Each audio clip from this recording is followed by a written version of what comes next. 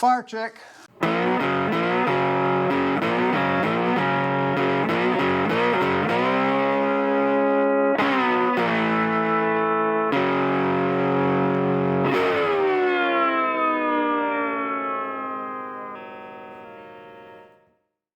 garage, everyone. All right, so this week I haven't been doing a whole lot because, well, to be honest, I've been down in my back and it's been pretty creaky. So this is the first day I've been out to, this is Saturday, so this is the first day I've been able to really kind of get it back into the game and really do anything. So let me go ahead and show you my progress. So mostly it's been just cleanup work, really.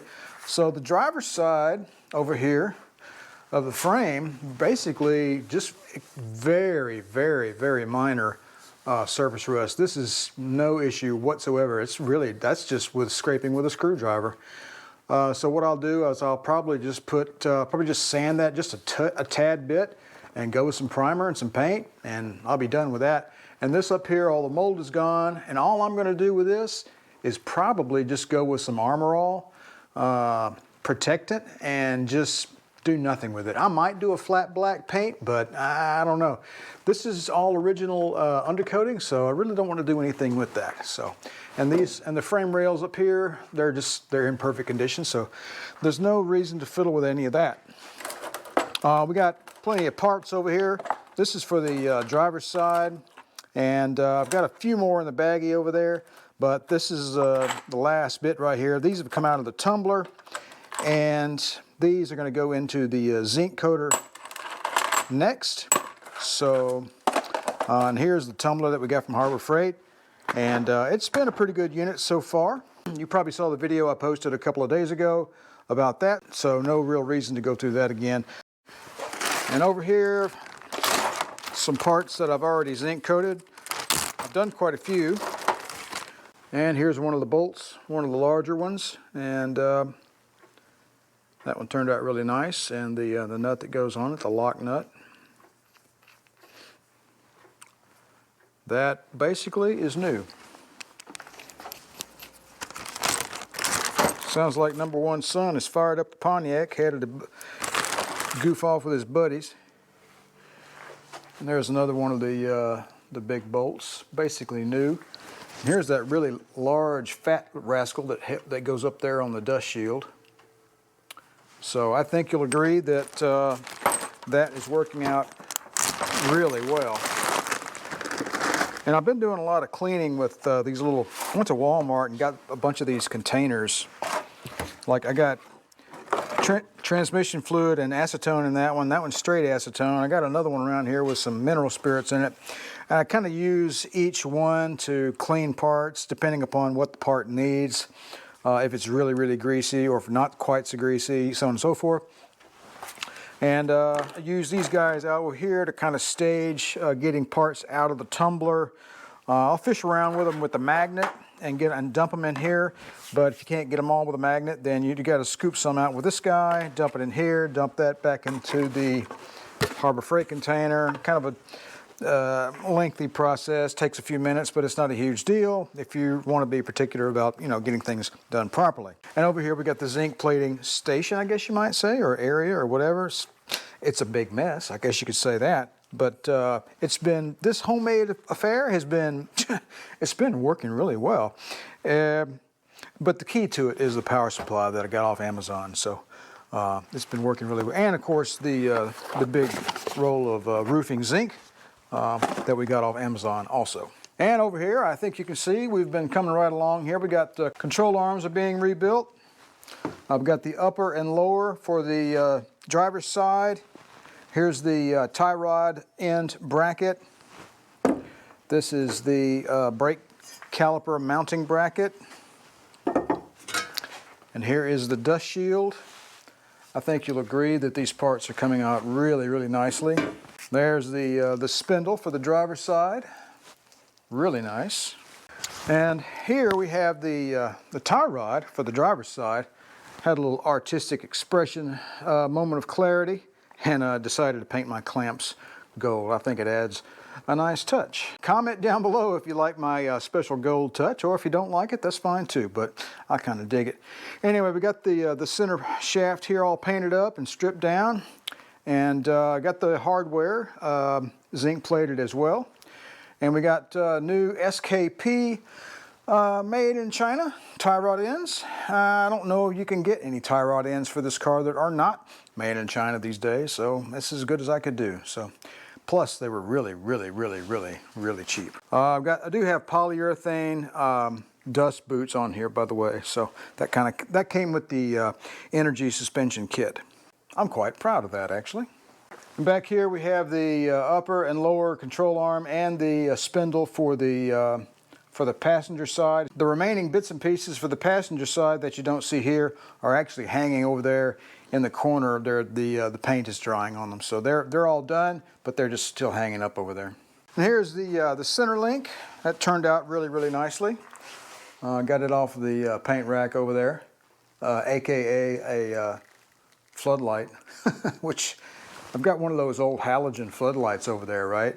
And they're so hot, it's ridiculous. So all I use it for is to hang parts when they're drying. That's the center link, and that is a thing of beauty right there. So we've got it all de-rusted, primed and painted, and that's good to go.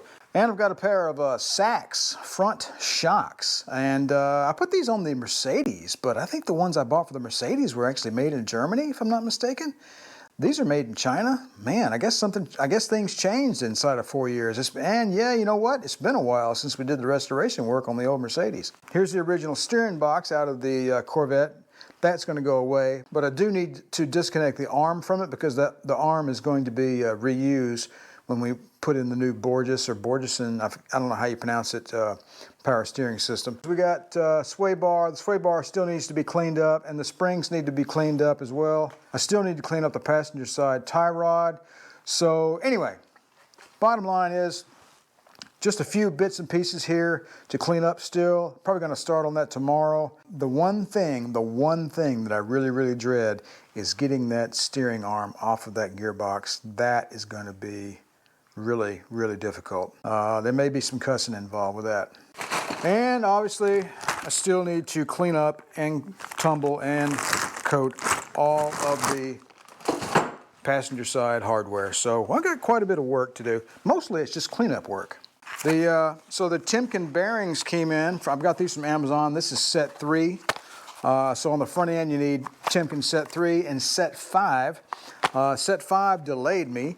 I ordered them from Amazon, and they got shipped to the wrong address. They were shipped to Fort Worth, Texas, and it says delivered into your mailbox. I'm like, no, I don't live in Fort Worth, Texas. Thank you very much.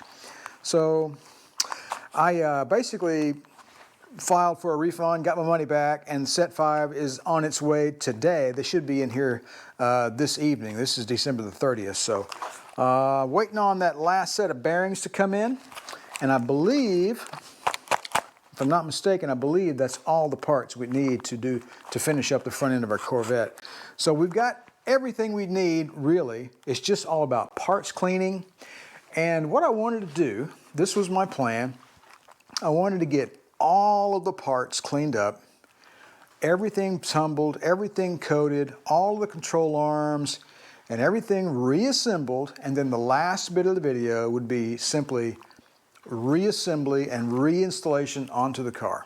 So we've really pretty much done all the lion's share of the hard work. We've got a little bit of cleaning left, and then reinstallation. All right, well that's about it for this little update. I think right now what I'm going to do is continue on with zinc plating these parts on the driver's side, and then that'll take me the rest of the day. And tomorrow we'll pick back up with cleaning parts. All right, I did some wire wheeling on the frame here. And the poor welding work from the GM factory in the 70s continues to shine through all the way to the front end. Really, it's kind of a shame. I guess quality control, you know, it was a thing, but not at that place in time. It wasn't. So anyway, I guess we'll gloss over that. Let me show you what I'm looking at here. So you can see right here, splatter everywhere. The wire fed welder. It's just pretty awful. I mean, it held together. It was fine. I don't see any cracks, so there's that. You can see where this piece is welded to the, it's just horrible. Look at that. It's like, you know, I'm gonna have to go over all of this again. So I think that's gonna be my goal for today. I mean, look at this choppy piece right here. You know, take a look at that right there. Those jagged edges and those holes right there. And you got this bit right here. There's no welding there. I mean, there's some here through these holes, but you know, and you got this hole here, and you got one spot welded there. It's just terrible. You got this big, huge piece of slag hanging down right here. There's like an iceberg here hanging down. You know, if a big ship ran across this, they'd get a hole in the side and go down. It's just ridiculous. Quality control in the 70s was, well, I guess there wasn't any really, but then again, that applied to the big three all across the United States and across the pond over in the UK. They had their own problems over there. So with the big conglomerate there, I forget the name of the car manufacturer. Basically, they combined all the brands into one, and it was just a big old mess. So same story, just different place on the planet. So I can't get too sidetracked on this. Need to know where to draw the line, clearly. What are we doing? We're refurbishing the front suspension and steering right now. Am I gonna go through this entire car and do the whole frame? No, not doing that. What's the goal? This. Right now, what I'm gonna do is I'm gonna do a wire wheel on the passenger side, similar to what I've done. I'm gonna clean up the underside of this frame here and clean up the passenger side. And then I'm going to do some welding. The top part of this cross member, any kind of restoration type cleanup work inside the engine bay, that will come after we take the engine out and we send it off to the machine shop. I think I'm going to go that route. And it won't be as cost effective, but it will be time effective because it'd take me forever. So, all right, so I'll tell you what, up next, let me go ahead and finish wire wheeling all this mess over here. Again, I'm just going to keep to the bottom part and then get the flap disc and knock out some of this mess here. And then let's go ahead and do some welding. Let's go ahead and get this frame cleaned up before we start putting everything back together.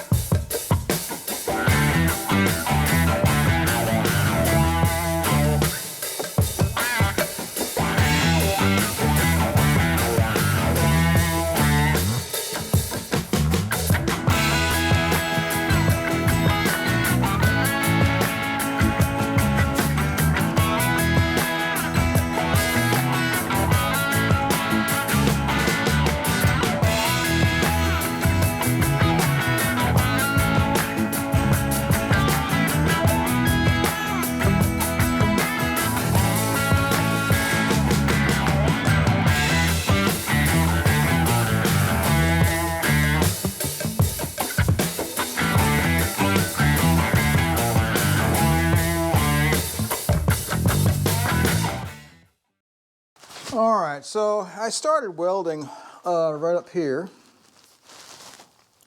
right there, and I was going to fill in that gap right there, and everything was working along just fine.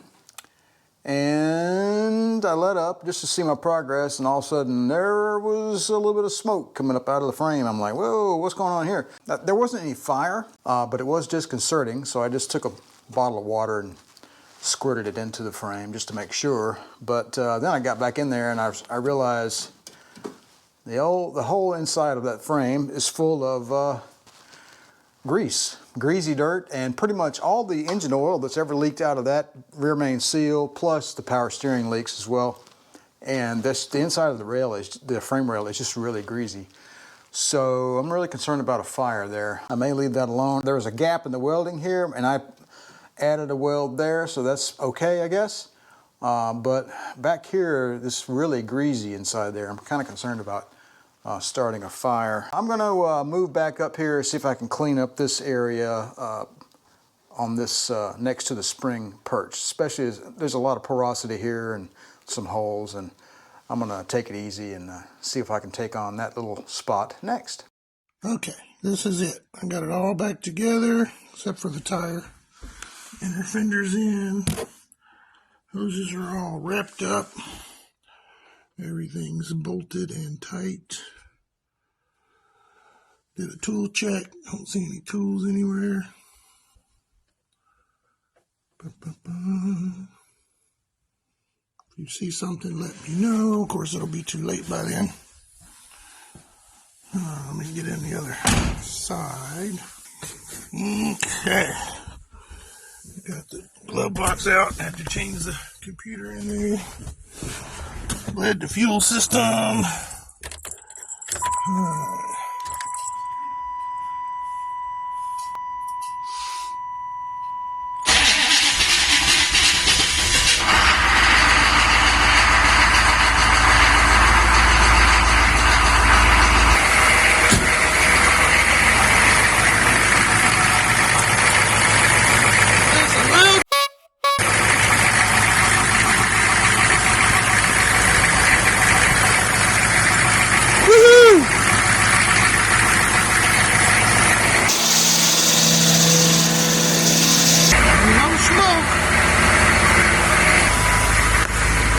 Pressure's good.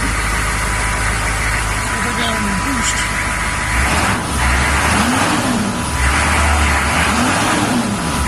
Alright, well, it's working. I'm going to shut it off because I need to change the oil.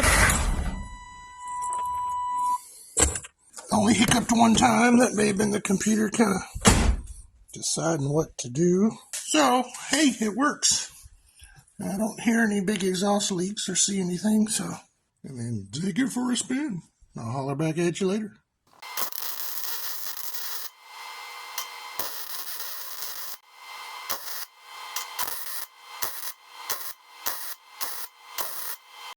So it's about 40 degrees in the shop, and the vapors, the vapors I'm seeing is just simply because of heat and cold, and I'm not making fire. So, okay, sounds good. Let's carry on.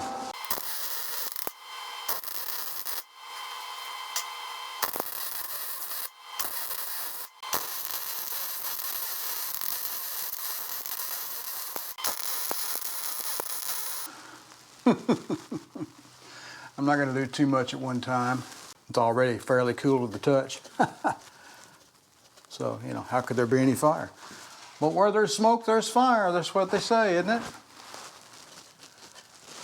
it? All that steam and vapor kind of emanating off the frame is rather disconcerting. So, but then again, I'm just a novice. Yep. I'll grind that down. That'll be nice and smooth when we're done. That ought to look good in my mind.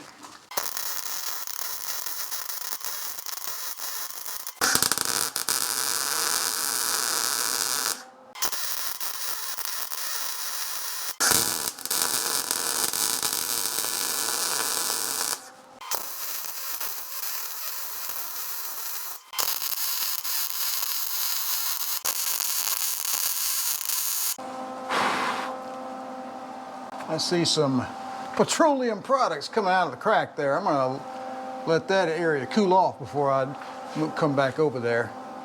That's a little bit of a challenge for me right there. All right, let's see if we can clean up some of this porosity right here. Not that mine's going to look any better, really. Man, that's nasty.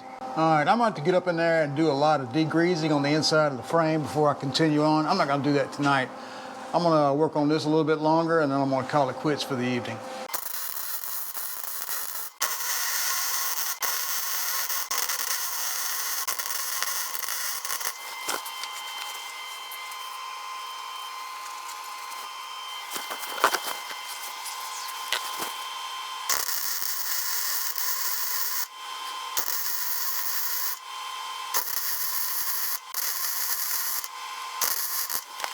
And I'm not going to do any more welding back here until I come in here and degrease, do a lot of degreasing tomorrow. Kind of paranoid about starting a fire.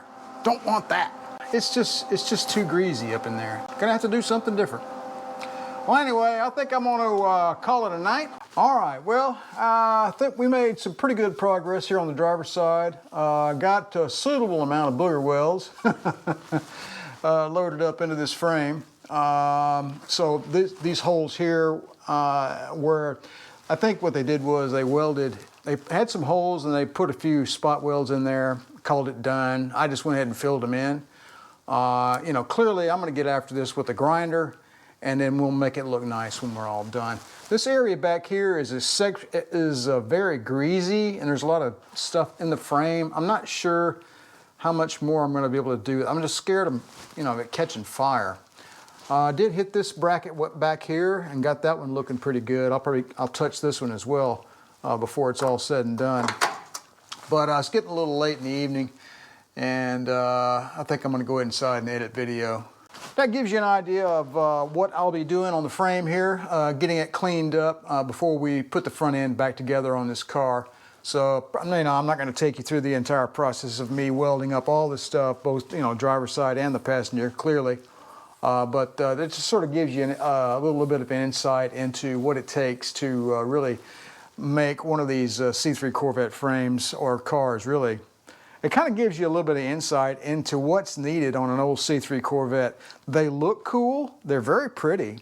I don't care if you're a Ford fan or a Chrysler fan. You have to admit the C3 Corvette is a very pretty car, okay? So I don't think there's any arguing that point.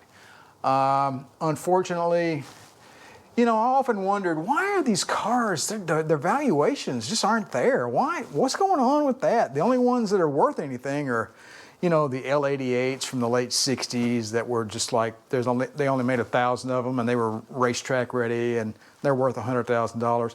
These cars, they're just daily drivers. That's just what they are. They look cool, they're pretty, but in the end, what you need to do is probably burn about 80% of them to the ground, then they'll be worth something. I'm being facetious and a little bit cynical. I mean, that's okay, because I've owned the car for 26 years. I can say those things. So anyway, I do like it. I wouldn't have kept it if I didn't like it. So, you know, there's that. It was just time. It's just time.